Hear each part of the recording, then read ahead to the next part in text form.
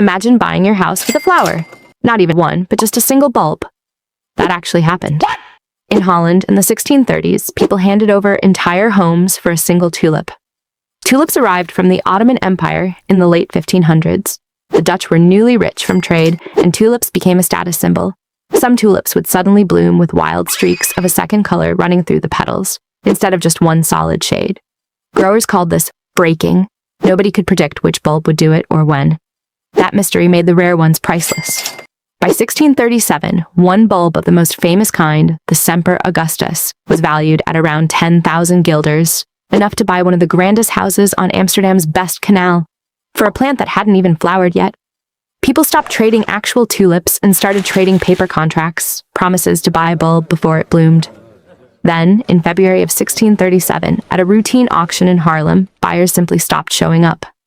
Prices that had climbed for years collapsed almost overnight by up to 90%. In 1841, a writer named Charles Mackay claimed the crash ruined the entire Dutch economy.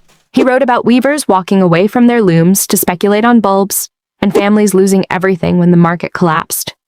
But Mackay wasn't even alive during tulip mania.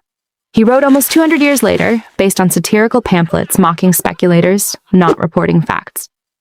Historian Anne Goldgar checked the facts. She spent years digging through real Dutch archives, contracts, court cases, and bankruptcy records. What she found was that barely anyone actually traded tulips, and the people who did were mostly well-off merchants who could afford to lose the money. There was no wave of bankruptcies, and nothing in the records showed the crash touching the wider economy. What did break was trust between buyers and sellers. Even the flower itself wasn't what people thought it was.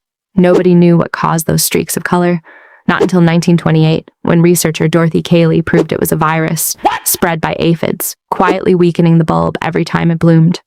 So yes, people really did trade their homes for a single flower.